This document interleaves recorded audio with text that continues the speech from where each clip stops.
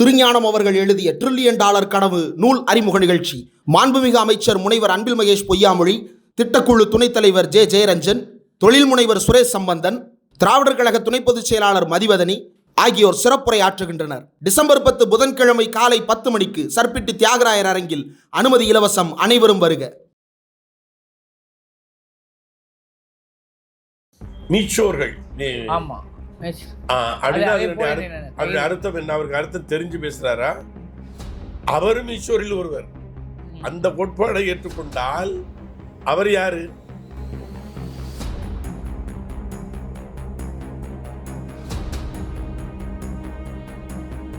தொல் திருமாவளவனையும் MP வெங்கடேசனையும் இன்னைக்கு எதிர்த்து கடுமையாக கோஷம் போட்டிருக்காங்க. நீதிபதி ஜி.ஆர். சுவாமிநாதனுக்கு ஆதரவாக அந்த ஆர்ப்பாட்டம் இருந்தது. அதை எப்படி பார்க்குறீங்க? அப்போ அந்த ஆர்எஸ்எஸ்னுடைய பின்னணிங்கிறனால அவர்கள் இப்படியெல்லாம் செய்கிறார்கள். அவரிடத்துல ஆர்எஸ்எஸ் இடத்துல போய் நீங்கள் நேர்மை நியாயம் அதெல்லாம் பேச முடியுமா?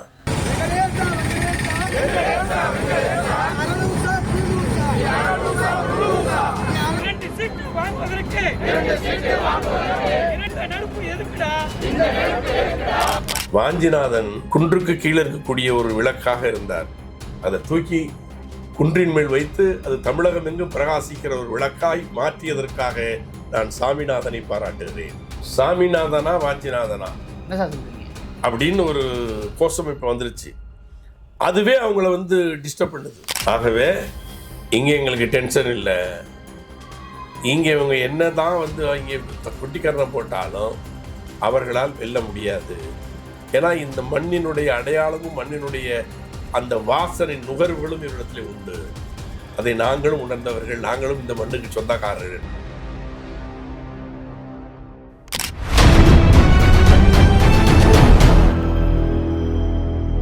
வணக்கம். இன்று நம்மோடு ஒரு சிறப்பு நேர்காணலுக்காக ஐக்கிய முஸ்லிம் முன்னேற்ற கழகத்தின் தலைவர் திரு ஹைதர் அலி வந்திருக்கிறார். அவரிடம் பேசுவதற்கு நிறைய விஷயங்கள் இருக்குது. வாங்க சார். வணக்கம். வாழ்க. குறிப்பாக இப்போ திருப்பங்குன்ற விவகாரம் தெரிஞ்ச விஷயந்தேன். பெரிய அளவில் பேசுபாடு பொருளாக மாதிரி இன்றைக்கி ஒரு மதுரையே ஒரு பதட்டத்துக்கு ஆளாக இருக்கிறது. அதை தாண்டி இப்போ ஐக்கிய முஸ்லீம் முன்னேற்ற சார்பாக நயினா நாயகத்தின் மீது ஒரு புகார் ஒன்று கொடுத்துருக்காங்க உங்கள் இயக்கம் சார்பாக. அது தேவையா? நல்ல கேள்வி. அதாவது திருப்பரங்குன்ற விஷயத்தில் மதுரை பதட்டத்தில் இல்லை, மதுரை மக்கள் பதட்டத்தில் இல்லை. மதுரை மக்கள் என்ன பதட்டம் என்றால், இப்படி வெளி மாவட்டங்களிலே இருந்து பதட்டத்தை உண்டாக்குகிறார்களே என்கிற பதட்டத்தில் இருக்கிறார்கள். அவர்கள் தெளிவாக இருக்கிறார்கள். அவர்களுக்கு திருப்பரங்குன்றமும் தெரியும், சிக்கந்தர் பாபா மலையும் தெரியும். இரண்டுமே அவர்களுடைய வழிபாட்டு தலங்கள்.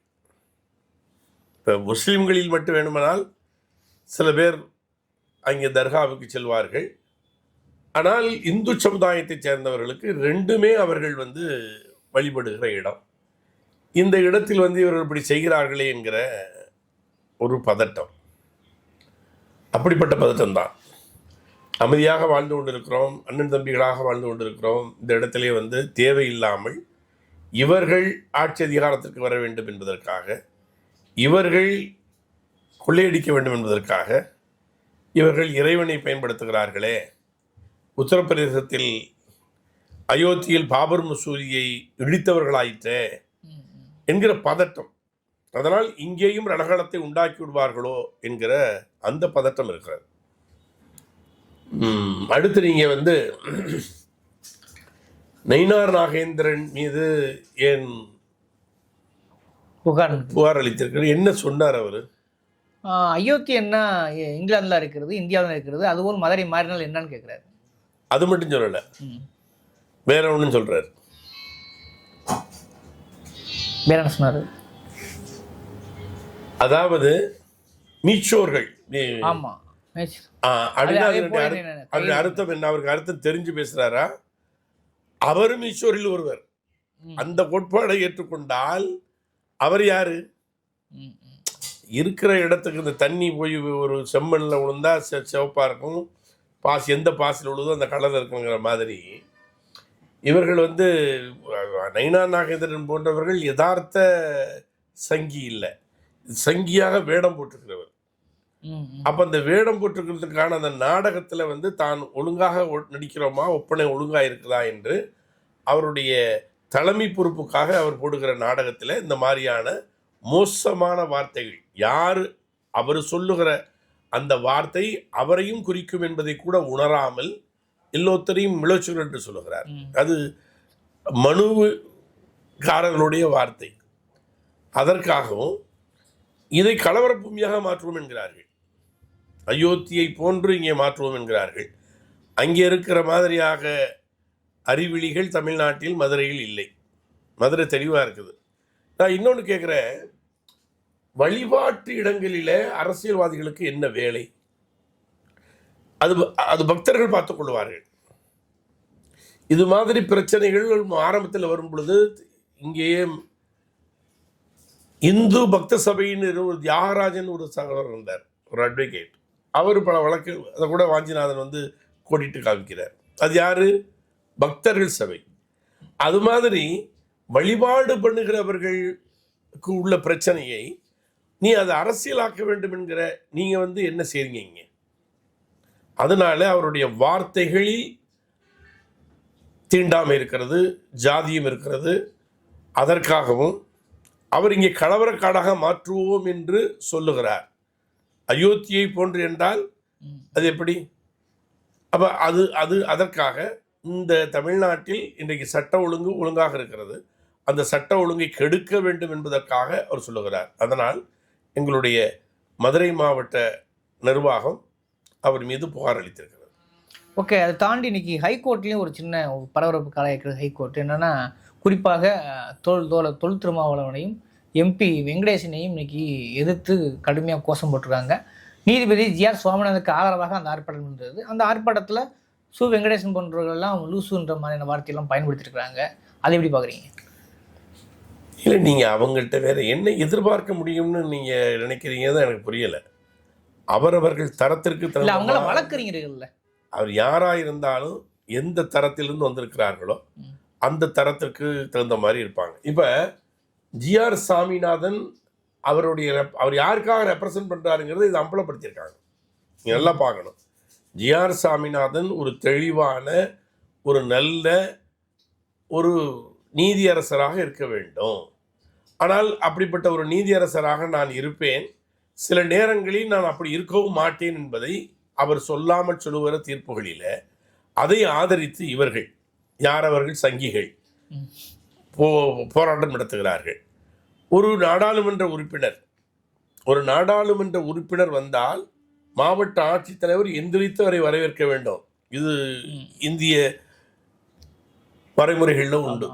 அப்போ ஒரு நாடாளுமன்ற கண்ணியத்திற்குரிய ஒரு நாடாளுமன்ற உறுப்பினரை மோசமான வார்த்தைகளால் திட்டுவதோ, தொல் திருமாவளவன் வந்து தலித் சமுதாயத்தினுடைய ஒரு பிரதிநிதி, ஜாதி கலவரத்தை ஏற்படுத்துறாரு அவர்னு சொல்றாங்க. அவர் எப்படி ஏற்படுத்துவார்?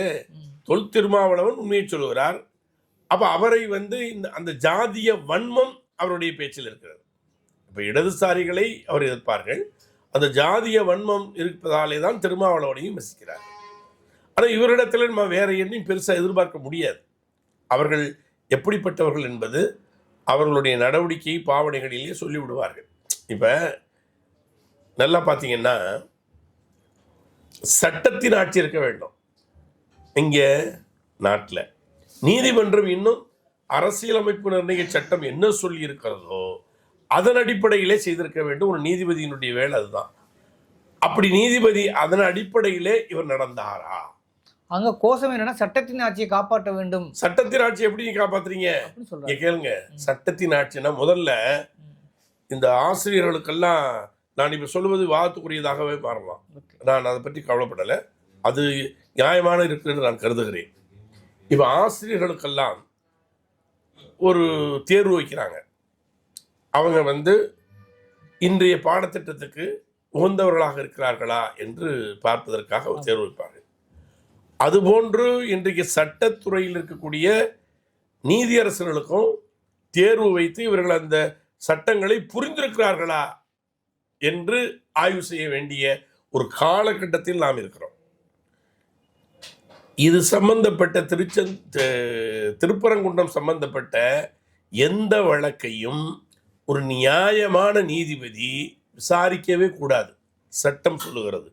1991 ஏற்படுத்திய சட்டம் வழிபாட்டு தலங்கள் அது 1947க்கு முன்னால் எப்படி இருந்ததோ அப்படி தொடர வேண்டும் என்பதை 1991 இயற்றிய சட்டம் சொல்லுகிறது. எக்ஸப்ட் பாபர் மசூதி.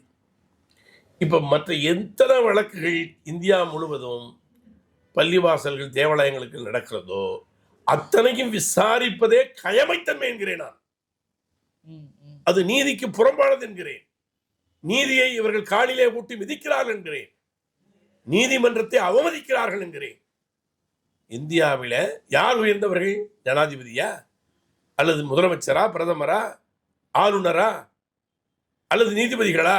அழகாய் சொல்லுகிறார் கவாய், PR கவாய் சொல்லுகிறார், இந்த நாட்டில் உயர்ந்தது என்று சொன்னால் அது அரசியல் அமைப்பு சட்டம் மட்டும்தான், அதை மீறி யாரும் உயர்ந்தவர்கள் அல்ல என்று முன்னாள் தலைமை நீதிபதி, உச்சநீதிமன்றத்தினுடைய தலைமை நீதிபதி சொன்னாரா? நம்ம அதைத்தான் சொல்லுகிறோம். அவர் மீதும் செருப்பு வீசப்பட்டது. அதனாலதான் யார் வீசியது? வீசியவர் என்ன சொன்னார்? கடவுள் சொன்னார், நான் வீசினேன். அவர்கள் அவர்களுடைய நியாயத்தின் அடிப்படையில் தான் பார்ப்பார்கள். அவர்கள் இந்த சட்டத்தின் ஆட்சியை விட மனு ஆட்சி வர வேண்டும் என்று கருதுகிறார்கள். அந்த அடிப்படையில் தான் சில நீதிபதிகளும் நடக்கிறார்கள். இங்கே நியாயம் எப்படி பார்த்தீங்கன்னா, CRP ஃபோர்ஸை GR சுவாமிநாதன் நீதியரசர் அவர்கள் அனுப்புவதற்கு அவருக்கு எந்த தார்மீக உரிமையும் கிடையாது. ஏனென்றால் ஹைகோர்ட்டினுடைய அட்மினிஸ்ட்ரேஷன் பார்க்கக்கூடிய நீதிபதி தான் அந்த வேலைகளை செய்ய வேண்டும். ஆனால் இவர் அனுப்புகிறார். அதுவே வரம்பு மீறியது. இதை குறிப்பிட்டு வழக்கறிஞர் வாஞ்சிநாதன் அதை விரிவாக சொல்லியிருக்காரு. அதுவே வரம்பு மீறியது.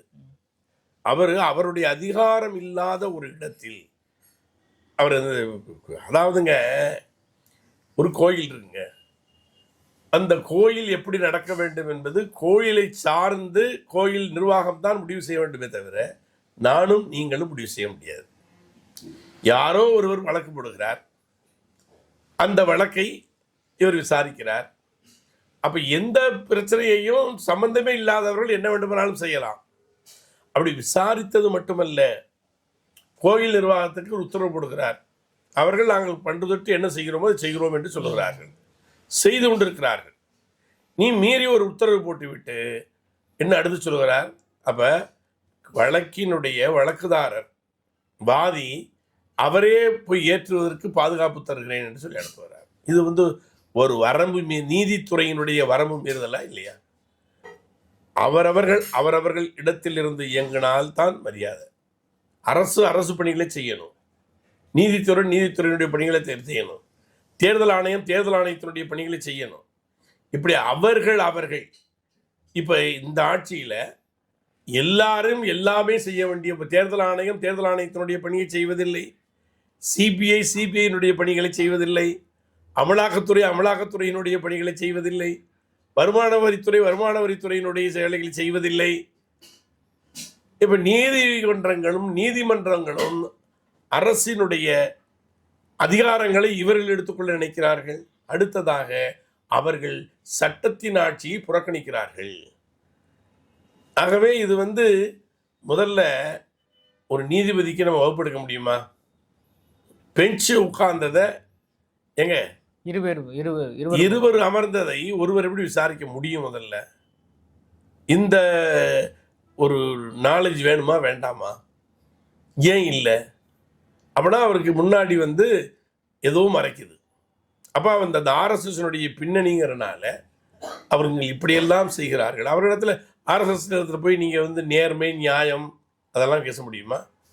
RSS இந்துக்களினுடைய கோயில்களை காப்பதாக சொல்லுகிறார்கள்.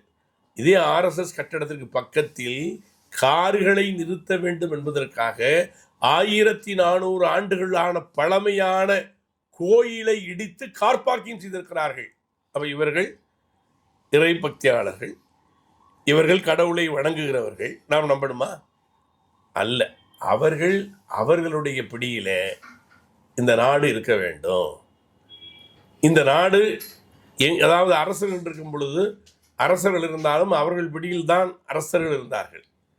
அவர்களுக்கு ஏதோ பயத்தை எல்லாம் சொல்லி நாங்கள் தான் எல்லாரும் அப்படின்னு சொல்லி அவர்கள் வைத்திருந்தார்கள். அதுபோன்று ஒரு சூழலை உருவாக்க நினைக்கிறார்கள். ஆனால் தமிழ்நாடு என்பது 95 வயதிலேயும் மூத்திரப்பையை கையிலே சுமந்து கொண்டு தெரிந்த ஒரு கிழவனின் மண் இது. அந்த கிழவன் இங்கே வந்து விதை போட்டு போயிருக்கிறான். அது அவ்வளவு சீக்கிரத்தில் வந்து இவங்க பண்ண முடியாது. அவனுடைய போராட்டம் தான் இன்றைக்கு நடக்கிற எல்லா போராட்டங்களுக்கும் மூல காரணம். ஓகே, ஒரு என்னதான் நம்ம சொன்னாலும் திருப்பூரில் முன்ன எப்பொழுதும் இல்லாத விட ஒரு பரபரப்பும் பதட்டத்துக்கும் மக்கள் மேலே இருக்கலாம். அவர் சகஜ வாழ்க்கை ஏதோ ஒரு வகையில் பாதிக்கப்படுது. அந்த அடிப்படையில் ஒரு இஸ்லாமியராக நீங்கள் அதை பாதுகாப்பாக உணர்றீங்களா? முதல்ல சார், இங்கே இருக்கிற சகஜ நிலை வந்து எந்த நேரத்திலையும் மாறிடக்கூடாதுங்கிறதுல நாங்கள் வந்து ரொம்ப கவனமாக இருக்கிறோம். இந்த போராட்டங்களில் கூட நாங்கள் வந்து ஒத்துழைப்பு தருகிறோமே தவிர இந்த போராட்டங்களை வந்து உண்மையிலே வந்து இப்போ இஸ்லாமியர்கள் கூட இந்த போராட்டத்தை நடத்தவில்லை. இந்த போராட்டத்தை நடத்துகிறவர்கள் யாருன்னு பார்த்தீங்கன்னா வாஞ்சிநாதன், தீபன், மீதா பாண்டியன், பசும்பொன் பாண்டியன், தமிழ்தாசன், இப்படிப்பட்ட இவர்கள் தான் இதை முன்னெடுத்து செல்கிறார்கள். அவர்களெல்லாம் யார்? உங்களுடைய கோட்பாடு படி அவர்களெல்லாம் ஒருவரை தவிர மற்ற எல்லாம் இந்துக்கள். மதுரை வந்து பதத்த நிலை ஆயிடக்கூடாது என்று கவலைப்படுகிறவர்கள். பசும்பொன் எந்த ஊர்லேருந்து வந்திருக்காரு? மீதா பாண்டியன் எந்த ஊரை சேர்ந்தவர்? தமிழ்தாசன் எங்கே பகுதிக்காரரு? சென்னையில் இருந்து இருக்கிற ராம ரவிக்குமாரை விட நேரடி பாதிப்புக்காரர்கள் அவர்கள்லாம். நன்றியா இருக்கட்டும், மண்ணின் மைந்தர்கள். அவர்களை விட இப்ப என்னை விட அவர்களுக்கு தான் இது இந்த இது. அங்கே பார்த்தீங்கன்னா அந்த தர்காவில் பிரான்மொழி கள்ளர்கள்லாம் அதிகமாக வழிபடுகிறார்கள்.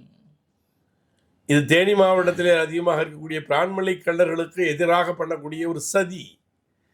இவர்கள் மகாராஷ்டிராவில் அப்படி பண்ணாங்க. மகாராஷ்டிராவிலேருந்து சாய்பாபா ஒரு முஸ்லீம் பாபா, அவரை வந்து வணங்குவது இந்து மதத்திற்கு உகந்தது அல்ல என்று ஒரு சங்கராச்சாரியார் ஒருத்தர் இங்கே சொல்கிறார். அவருடைய பேச்சை அவங்க ஒரு பொருட்டாகவே எடுத்துக்கல. ஒரு பைத்தியம் உளருதுன்ட்டு அதுக்கு பிறகு இன்னும் சாய்பாபா கோயில்கள் அதிகமாகி விட்டது. அவனுடைய பக்தியை வந்து நீங்கள் வந்து கொச்சப்படுத்த முடியாது ஆச்சுங்களா. முதல்ல நான் கேட்கிறேன், இந்த முருகனுக்கு இவர்கள் பக்தியோடு வர்றாங்களே, அந்த முருகன் தமிழ்நாட்டை தவிர அவர் எங்கே முருகனுடைய கோயில்கள் இருக்கிறது? தமிழர்கள் இருக்கிற பகுதிகளில் இருக்குது.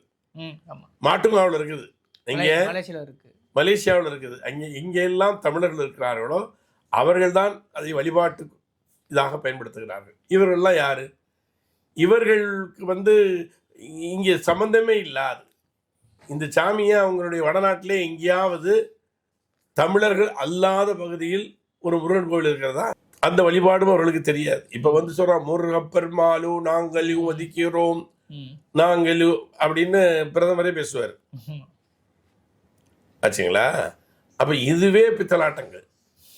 இவர்களுக்கு வந்து கடவுள்களின் மீது கொஞ்சமாவது நம்பிக்கை இருக்கிறதா என்றால் இல்லை. ஏன்னா இன்னொன்று சொல்கிறேன், இவர்களை தலைவராக சாவர்கர் வந்து ஒரு நாத்திகர். அதுதான் இதனுடைய ஆரம்பமே. ஆமாம், இவங்க வந்து அரசு அதிகாரத்தை கைப்பற்றுவதற்காக எல்லா வேடங்களையும் போடுவார்கள். அந்த வேடத்தை இங்கேயும் போடுகிறார். நான் உங்கள்கிட்ட கேட்குறது வந்து, இங்கே நடக்கிற இந்த பிரச்சனைக்கு உங்களுக்கு நைனா நாகேந்திரனோ நீதிமன்றத்தை தலையில் இருக்கக்கூடிய அதுக்கு ஒப்பிட்டு பேசினாரே ஹெச் ராஜா, அவருக்கு என்ன வேலை? ஒரு வேலையும் இல்லை. அது மதுரை மக்கள். நீங்கள் வந்து வழிபட்டு போயிட்டே இருக்கணும். இங்கே வழிபடுகிற உரிமை உனக்கு இருக்குது, இங்கே உரிமை கொண்டாடுகிற உரிமை உனக்கு இல்லை. ஏன்னா இங்கே இருக்கிற மக்களினுடைய சொத்து. எல்லா கோயிலையும் போய் நீங்கள் வழிபடலாம். அந்த கோயிலில் உள்ள எல்லா விஷயங்களையும் நீங்கள் கேட்டுக்கலான்னு நீங்கள் அங்கே நீங்கள் கேட்க முடியுமா? முடியாது. ஏன்னா அது அவர்களுடைய. இப்போ திருப்பதியில் போய் இவருங்க எல்லாம் பிரச்சனை பண்ண முடியுமா? ஒத்துக்குவாங்களா? எங்களுக்கு அறக்கட்டளை இருக்கு, நாங்கள் பார்த்துக்குறோம், நீ வேலையை பார்த்துட்டு போ அப்படியுமா. ஆகவே இவர்களுக்கு தேவையில்லாத வேலைகளை இவர்கள் செய்கிறார்கள். தேவையுள்ள மக்கள் இருக்கிறார்கள். சாமிநாதனா வாஞ்சிநாதனா? என்ன சார் சொல்றீங்க? அப்படின்னு ஒரு கோஷம் இப்போ வந்துருச்சு. அதுவே அவங்கள வந்து டிஸ்டர்ப் பண்ணுது, அவளுக்கு ரொம்ப டிஸ்டர்ப் பண்ணுது. சாமிநாதனா வாஞ்சிநாதனா? வாஞ்சிநாதன் அவங்களுடைய கண்ணோட்டத்தில் பார்த்தா நம்ம அருமை சகோதரர் பண்ணையார் நயினார் நாகேந்திரன் சொல்லுகிற மிலோச்சர். சரி, அவங்க பாஷையில். எங்க பாஷையில் அவர் உயர்ந்த மனிதர். எங்க பாஷையில் வந்து மனிதனில் பெரியவன் சின்னவன் ஏற்றத்தாழ்வு எதுவும் கிடையாது. அவன் அறிவால் அவன் உயர்ந்தவன் தாழ்ந்தவனை தவிர அவன் பிறப்பால் சமம் என்று சொல்லுகிறது தான் இஸ்லாம். எல்லாரும் தந்தை பெரியார்கிட்ட கேட்டாங்க, அவன் அதில் பிறந்தான், இவன் இதில் பிறந்தான், இவன் இதில் பிறந்தான்னு சொல்லி தலித்துகள் எதில் பிறந்தாங்க அவங்களுக்கு மட்டும் சொல்லவே இல்லைன்னு. அவன் தான்டா உண்மையாக எங்கே பிறக்கணுமோ அதுலேருந்து பிறந்தாண்டாங்க. ஆச்சுங்களா? ஆகவே இப்போ வந்து அதுவே அவங்களுக்கு பெரிய டிஸ்டர்பாக இருக்குது. சாமிநாதனா வாஞ்சிநாதனான்னு. ஏன்னா வாஞ்சிநாதனை மிரட்டியும் பார்த்தாரு சாமிநாதன். ஒரு நீதிபதி ஒரு வழக்கறிஞரத்தில் எப்படி நடக்கணுமோ அப்படி இல்லாமல் அவரை மிரட்டியும் பார்த்தார். ஆனால் அது இன்னும் இன்னும் இன்னும் உச்சத்துக்கு போகிறது.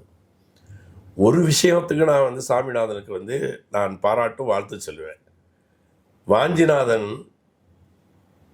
குன்றுக்கு கீழே இருக்கக்கூடிய ஒரு விளக்காக இருந்தார். அதை தூக்கி குன்றின் மேல் வைத்து அது தமிழகம் எங்கும் பிரகாசிக்கிற ஒரு விளக்காய் மாற்றியதற்காக நான் சாமிநாதனை பாராட்டுகிறேன். ஆமா, அவரு மதுரையை சுற்றி தாங்க வந்தாரு. மதுரை பிரச்சனைகள் போனாரு. அவர் மதுரைக்காரராகவே இருந்தார். நீ மதுரைக்காரனா? உன்னுடைய திறமை என்ன? நீ தமிழ்நாட்டுக்கு எழுத வேண்டும் என்று சாமிநாதனுக்கு வந்து வாஞ்சிநாதன் மீது ஒரு காதல் உண்டு. நீங்க தப்பா எடுத்துக்கிறீங்க. அது வந்து எப்படின்னா சமமான ஆள் தான். இந்த ஆளை வந்து நம்ம வந்து தமிழ்நாடு முழுவதும் பிரபலப்படுத்தணும். அவங்க ரெண்டு பேருக்கும் ஏதோ டைப் இருக்குமா இல்லையா எனக்கு தெரியல. அது வாஞ்சிநாதனும் சாமிநாதன் தான் அதை சொல்லணும். அதாவது திருப்பரங்குன்றம் பிரச்சனையில் பார்த்தீங்கன்னா முஸ்லீம்லாங்க நாங்கள் முன்னுக்கு வர்றோமா? இல்லை. அந்த திருப்பரங்குன்றத்தை பாதுகாக்கிறதும் வழிபாடு நடத்துகிறதும் இந்து சகோதரர்கள். அது அவர்கள் நாங்கள் மதுரைக்காரர்கள் பாதுகாத்துக் கொள்வார்கள், அதை பார்த்துக் கொள்வார்கள்ங்கிறது தான் எங்களுடைய. அதில் நாங்கள் அதனால் கவலை இல்லாமல் டென்ஷன் இல்லாமல் இருக்கிறோம். எங்களுக்கு ஒரு டென்ஷன் இல்லை. ஏனென்று கேட்டால் அதை பாதுகாப்பவர்கள் இந்துக்கள் தான். இவர்கள் இந்துக்கள் அல்ல, இவர்கள் சங்கிகள். ரெண்டுக்கும் வித்தியாசம் இருக்கு, நல்லா புரிஞ்சுக்கிறணும். இவன் கலகம் ஏற்படுத்துவன், அவன் கலவரம் ஏற்படுத்துவன். இவர்கள் பக்தர்கள், இவர்கள் வழிபடுகிறவர்கள். திருப்பரங்குன்றத்திலையும் போய் வழிபடுவார்கள், அங்கே போய் சிக்கந்தர் மலையையும் வழிபடுவார்கள், நாகூருக்கும் போவார்கள், வேளாங்கண்ணிக்கும் போவார்கள். இதுதான் இந்துக்களுடைய. அப்படி உங்களுக்கு மகாராஷ்டிராவில் பாருங்கள், அங்கே இந்துத்துவா வந்து எப்படியோ பரப்புகிறாங்க. ஆனால் இங்கே சாய்பாபாவுடைய கோயில் இருக்கக்கூடாதுன்னு ஒரு சட்டம் போட சொல்லுங்கள்.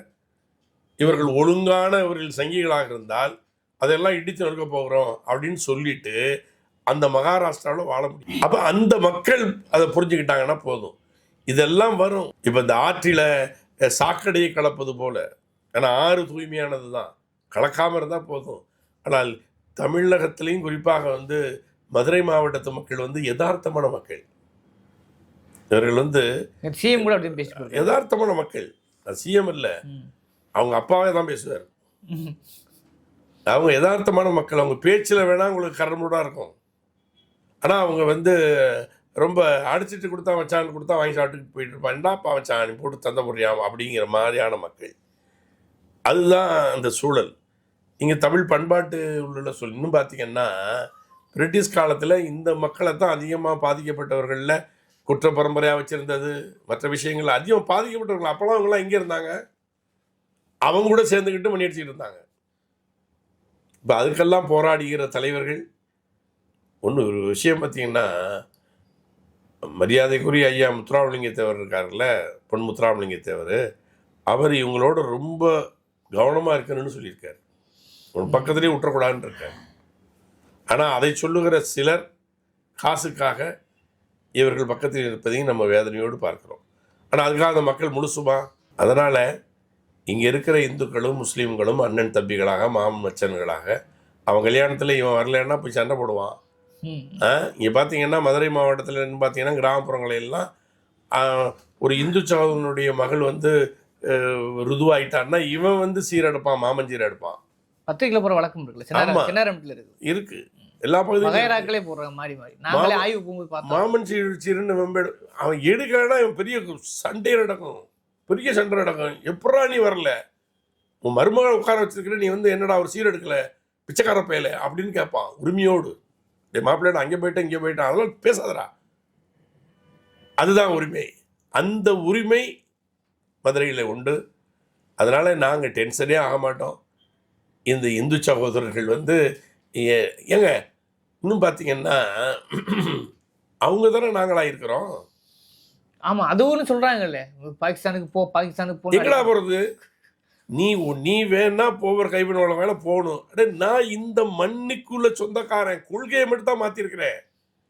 நான் இந்த ஊருக்காரன், இந்த மண்ணுக்காரன். உன்னுடைய அடக்குமுறையும் உன்னுடைய தீண்டாமையும் என்னுடைய மூதாதையர்களை சிந்திக்க வைத்தது.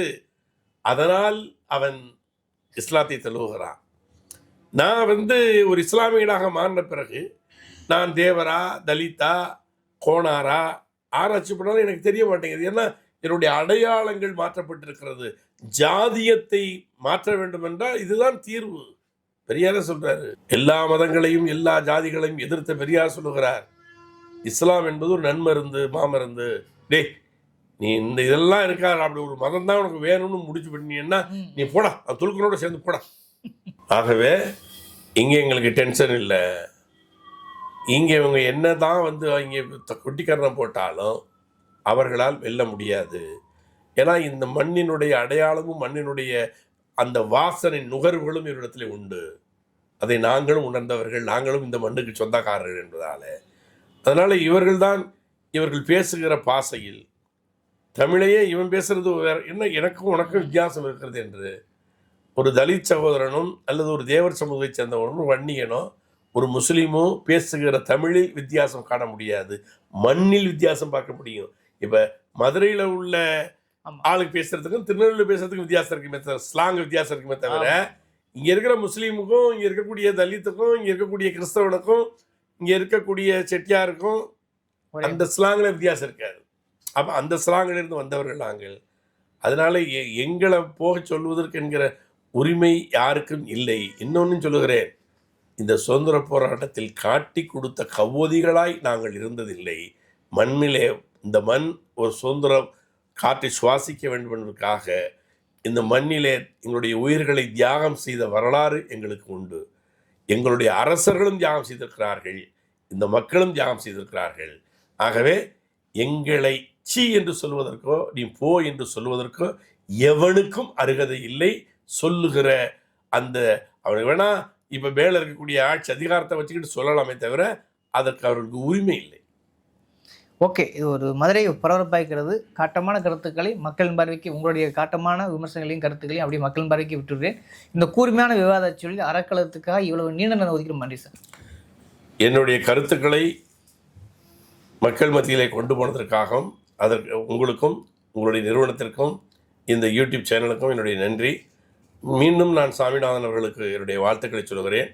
வாஞ்சிநாதன் என்கிற ஒரு போராளியை தமிழகமெங்கும் பிரபலப்படுத்தியதற்காக அவருக்கு நன்றி. நன்றி சார்.